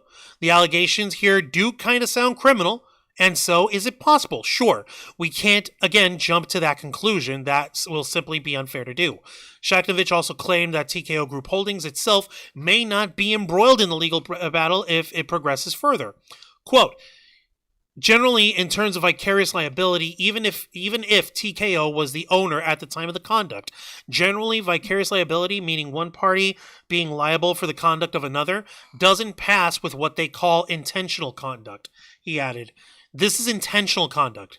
It really depends on the nuances of the relationship between TKO and the prior owners." And this is the part that kind of pisses me off. McMahon could avoid jail. Shacknovich emphasizes that settling doesn't equate to guilt, though public perception may differ. Quote, "It's not supposed to be an indicator of guilt," he's noted.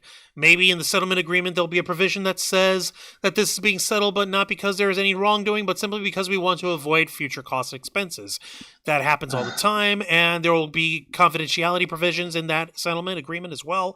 And so, no, the short answer to your question is that it's not supposed to be an indicator that he did something wrong and is trying to hide, but many people do look at it that way. McMahon, despite the accusations, might avoid going to jail, according to the lawyer.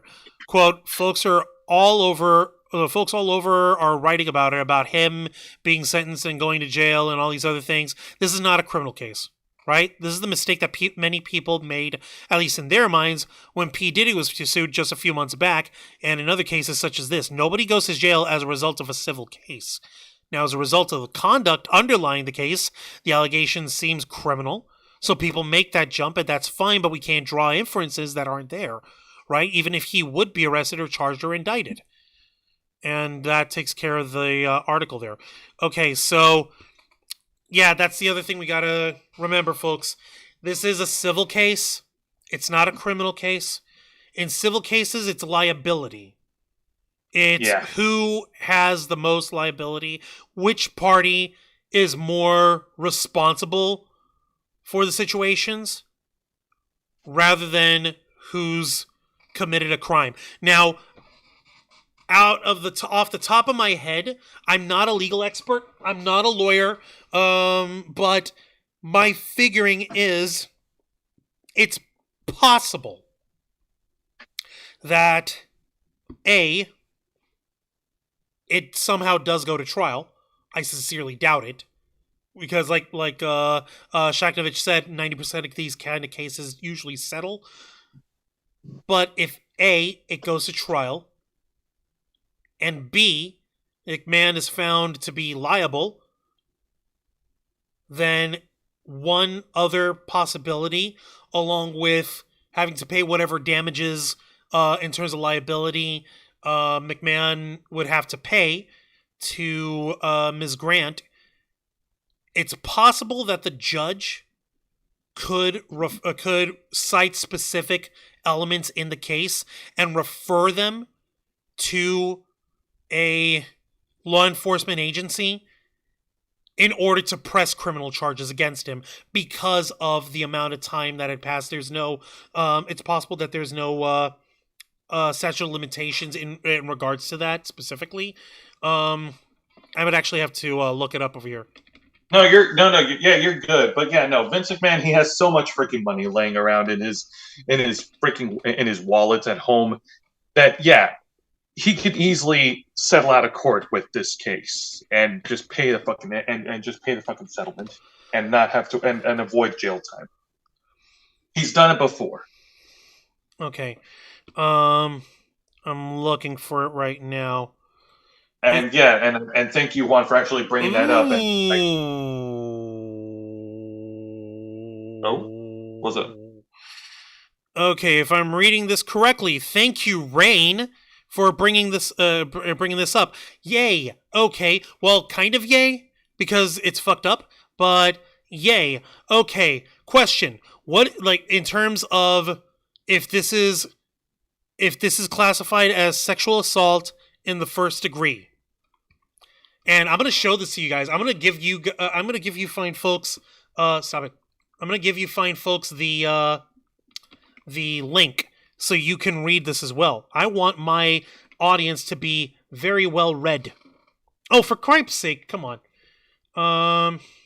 Okay, the link is too long. Sorry. It's over 200 characters. Okay, so all right. This is thanks to Rain. So last updated April 2023. Question: what is the statute of limitations for this crime? Answer: this crime is a Class A felony if the victim is under 16 years of age and perpetrator uses force or threatens force, or if the victim is under 13 and the perpetrator is more than 2 years older than him. Otherwise, this crime is a Class B felony. There's no statute of limitations for Class A felonies or any other offense involving sexual exploitation, or sexual A if the victim of the offense was a minor at the time of the offense, or number 2, if Class B felony within 20 years after the commission of the offense. Okay, so this is in 2019. That's definitely within 20 years of this happening. So if they want to try this, if they want to refer this as a criminal case of it being sexual assault of the first degree, then Class B felony, hot damn. It even applies if it's aggravated assault of the first degree, or let's see here, if it was sexual assault of the second degree. Let's see here, if this is a Class C felony, let me see what Class C, sexual assault in the third degree here. Let's see, this crime is classified as a Class C felony. Wow. Okay, there's no statute of limitations if there were a time within 20 years. Yeah, if the victim was over 20 years old, which Ms. Grant is, within 20 years after the commission of the offense, yep. Or if it's sexual assault, yep, 20 years. Third degree, okay, sexual assault, third degrees with a firearm. I doubt that was ever the case. Fourth degree, let's see. 20, yeah, within 20 years. So, yeah, are there exceptions? No, yeah, okay. Fantastic. So, they're like, but these are all, this is all a case of long odds on, we're making the assumption of A, this goes to trial, B, McMahon's found liable, and C, the judge on top of whatever liability and financial penalty they throw down, that they also refer McMahon and Laurinaitis to these, to law enforcement agencies for these crimes under any of these statutes. So, like, you'd have to hit those three qualifiers for that to happen. But if it did, holy fucking-noli, night McMahon. That would be insane. But then again, the motherfucker's already like 78 years old. Mr. Geek Me Out. Hey up, Mr. Geek Me Out. Welcome to the Theblackfiles. Appreciate you being here. I know it's late. To answer any question you might have, no, we're not going to be able to be at MegaCon Orlando this weekend. I'm sorry. We're broke. The Ravens flock is hella broke.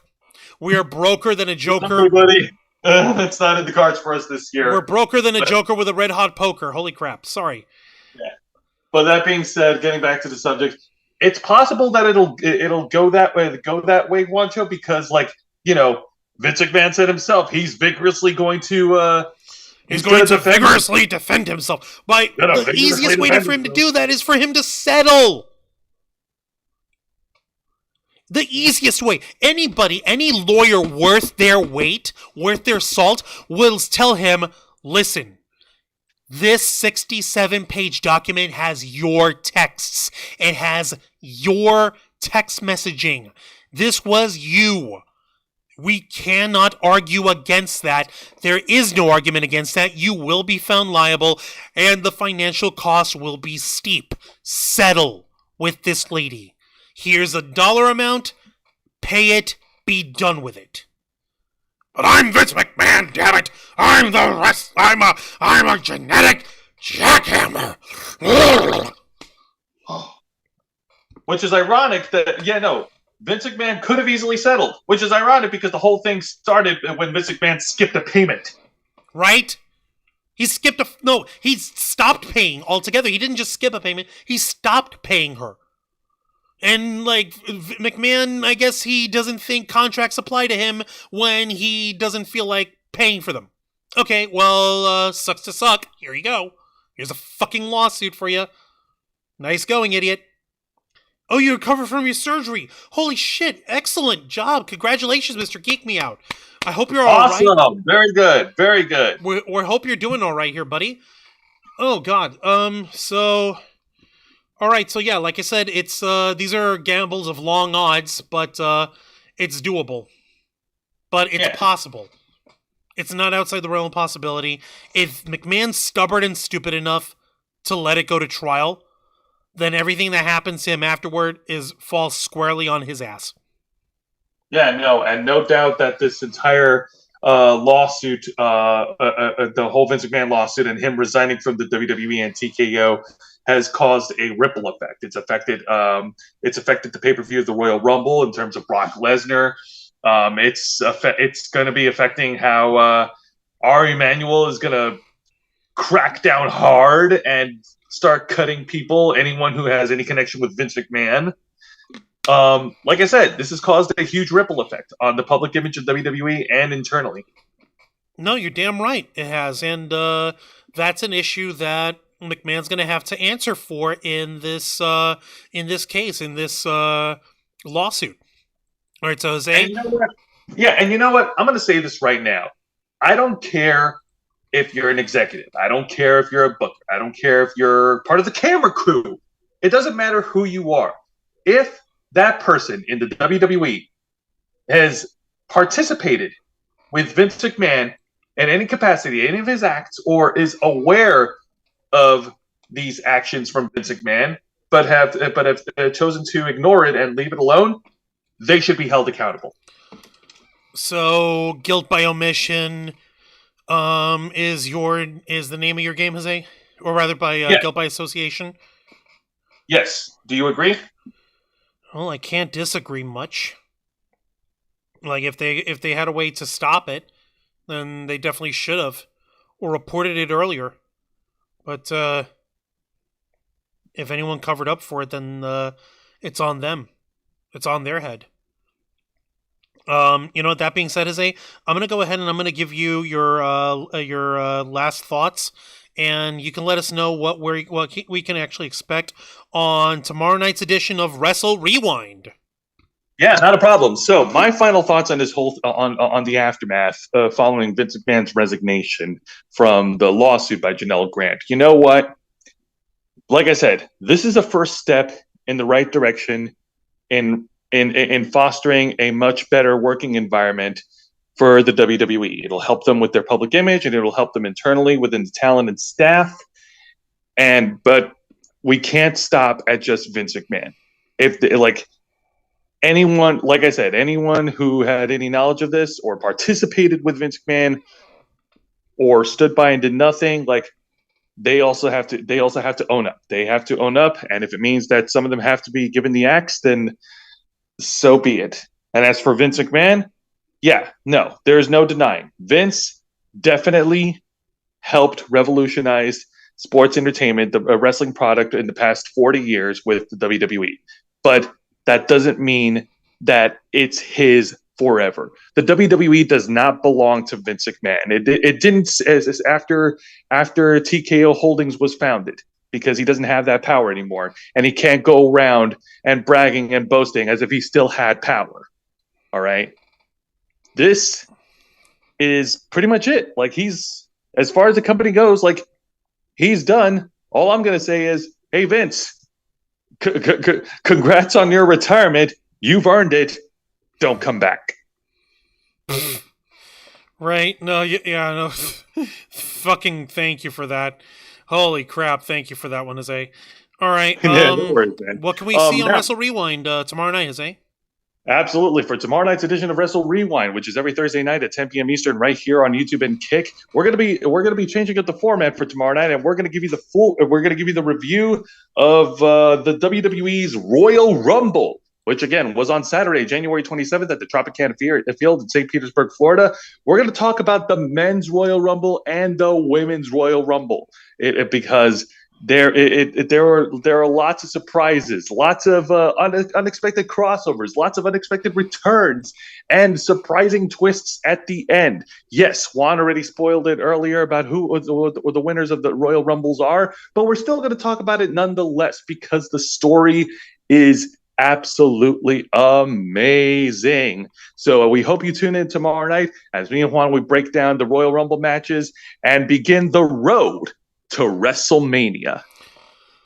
All right. Well done, Jose. Thank you for the plug on that. I'm gonna go ahead and leave you to it here. All right. Well, thank you very much for having me on, Juancho, and folks, thank you very much for tuning in on tonight's program. Like I said, this is a very dicey subject. But this is something that we have to talk about. You know, we have to take the good and the bad when it comes to talking about nerd news. So this is unfortunately on the bad side, but we can't. But this isn't something that we can't just easily ignore. Now, with that being said, I wish you all have a good night. Please be responsible of where you get your news from, and remember that we're all human beings at the end of the day, and we need to treat each other as human beings. Appreciate it, Jose. You have yourself a good night. Thank you very much for being on. No worries. Have a good night. And that was Jose Casabona. All right, so I'm going to go ahead and give my final thoughts on this as well. Putting it simply, Vince McMahon brought all this shit down on himself. He really has no one else to blame. He's got to take accountability for all this. I have to keep saying that it's an allegation. Nothing is proven, or nothing is. He hasn't been found liable. Yada yada. I get that, but this is stuff from the shit that was brought up back in 2022. They were trying to stop this shit in 2022 when it came up first, and it took 9 months from the time that it came out, from the time that it was that it had ended to the time where it had come out. And apparently all this had stemmed as a result of Vince McMahon having irregularities in his finances with the company, because he was using the company funds. He was using the company coffers in order to make these payments by giving these people jobs that were BS jobs, and in exchange just paying them off in order to get his freaky deek on with them, and that's horrible. And I don't understand how anyone could get away with something that long, even if it was like 2 years or 3 years. That's still 2 or 3 years too long as far as I'm concerned. And Laurinaitis, I just can't imagine him ever being able to have any sort of sexual relationship with anyone, because he just seems vanilla as hell. He seems like I said like Saturday night, he seems like the kind of guy who unironically complains about mayonnaise being too spicy. He's that bland, he's that lifeless, he's that soulless, but you know fucking whatever. There was even something hilarious that Jim Cornette had very famously had an argument with John Laurinaitis when he used to work within WWE. This is a minor history lesson. Ohio Valley Wrestling is a smaller independent promotion. And they had, back in the early 2000s, they had a development deal with the WWE, and Jim Cornette was running OVW, and basically like, okay, well, if you're gonna be helping us out with a little extra money or whatever, then you want to look at our wrestlers, that's fine. Here's ABC XYZ, and WWE would eventually throw resources their way to OVW's direction. What happened is that Laurinaitis, who was in the head of talent relations at that time, apparently Jim Cornette and Laurinaitis had butted heads over how OVW was being run, even though it wasn't a property of WWE. It was a completely separate promotion. It was a completely separate deal. It's like, well, what the fuck? If you're gonna treat us like employees instead of business partners, business equals, then why don't you fucking buy us out? And arguments with Laurinaitis like, oh well, there's this and that, there's this reason, blah blah, and there was one argument on there where he's apparently like, oh, well, we heard from you, Jim Cornette, that you were having arguments with one of our wrestlers, and you can't do that.